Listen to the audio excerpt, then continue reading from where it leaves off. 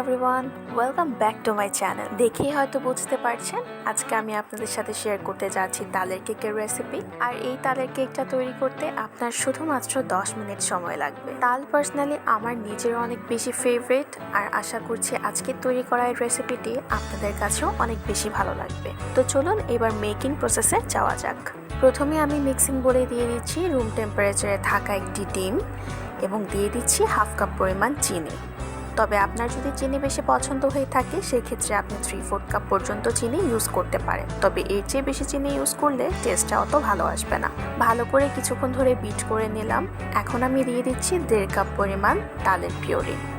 আমি এখানে ফ্রেশ তালের পিউরিটা ইউজ করছি। আপনি চাইলে টিনের বক্সে স্টোর করা বাজার থেকে কিনে নেওয়া পিউরিটাও ইউজ করতে পারেন। ভালোভাবে কিছুক্ষণ ধরে মিশিয়ে নিব।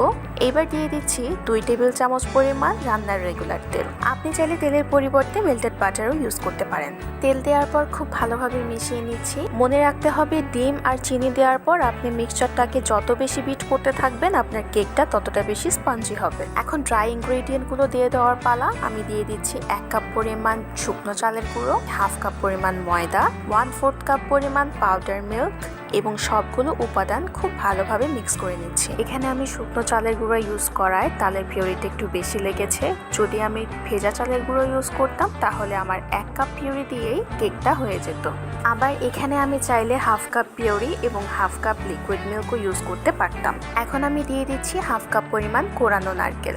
এটা টোটালি অপশনাল, আপনারা চাইলে স্কিপ করতে পারেন। তবে এইভাবে যদি তালের মিক্সচারের সাথে কোকোনাট দেওয়া যায় তবে কেকের টেস্ট অনেক গুণ বেড়ে যাবে। 1/4 টিস্পুন দিয়ে দিচ্ছি লবণ, যাতে মিষ্টিটা ভালো ব্যালেন্স করে। এইবার একটি স্প্যাচুলা দিয়ে সবগুলো উপাদান এইভাবে ভালোভাবে মিক্স করে নিব। আপনারা কে কোথা থেকে আমার ভিডিও দেখছেন তা অবশ্যই কমেন্ট বক্সে জানিয়ে দিবেন, so that I can thank all of you. যেহেতু আমি এখানে চালের গুঁড়ো ইউজ করেছি তাই এই মিক্সচারটা আমাকে রেস্টে রেখে দিতে হবে 40 থেকে 45 মিনিট পর্যন্ত। তবে আপনারা চাইলে 1 ঘন্টাও রাখতে পারেন। 45 মিনিট পর ঢাকনাটা তুলে দিয়ে দিচ্ছি 1 টিস্পুন পরিমাণ বেকিং পাউডার এবং 1/4 টিস্পুন পরিমাণ বেকিং সোডা।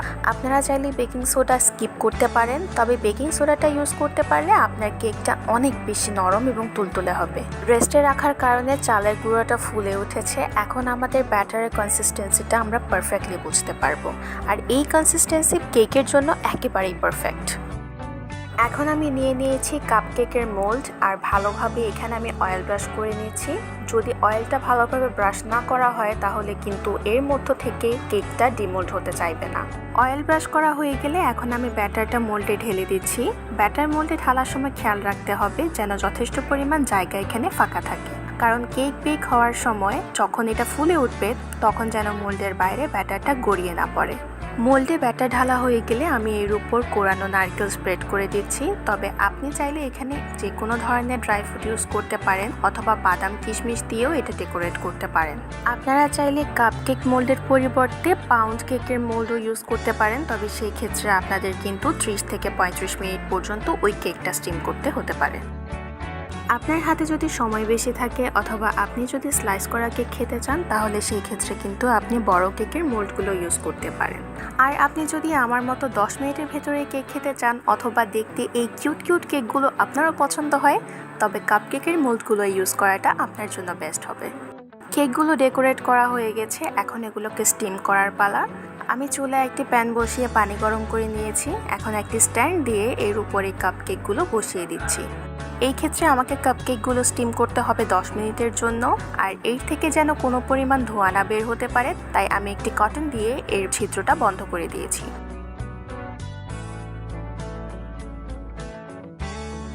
10 মিনিট পর আমি ঢাকনাটা তুলে নিয়েছি, আর কেকগুলো প্রপারলি বেক হয়েছে কিনা সেটা চেক করার জন্য আমি একটি টুথপিক ইউজ করছি। টুথপিকটা যদি এভাবে ক্লিয়ার বের হয়ে আসে এর মানে কেকটা প্রপারলি বেক হয়ে গেছে। কেকগুলো আমি প্রপারলি ঠান্ডা হওয়ার জন্য রেখে দিয়েছি, আর প্রপারলি ঠান্ডা হওয়ার পর এখন কেকগুলোকে আমি ডিমোল্ড করব। কেক পুরোপুরি ঠান্ডা না হলে কিন্তু এটা ডিমোল্ড করতে অনেক কষ্টকর হয়ে যায়, তাই কেকটা পুরোপুরি ঠান্ডা হওয়ার পরেই ডিমোল্ডটা করবেন। দেখুন কত সুন্দরভাবে এটা ডিমোল্ড হয়ে গেছে, আর কেকটা অনেক নরম এবং তুলতুলে হয়েছে, একদম স্পঞ্জি কাপ কেকের মতো।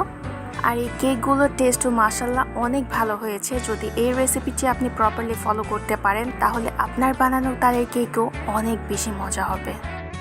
রেসিপিটি কেমন লেগেছে সেটা অবশ্যই কমেন্ট বক্সে জানিয়ে দিবেন, আর যদি ভালো লেগে থাকে তাহলে লাইক বাটনটি প্রেস করবেন। আর আমার ভিডিওগুলো যদি আপনার কাছে ইউজফুল মনে হয় তাহলে আপনার ফ্রেন্ডস অ্যান্ড ফ্যামিলির সাথে শেয়ার করবেন। And don't forget to subscribe to my channel.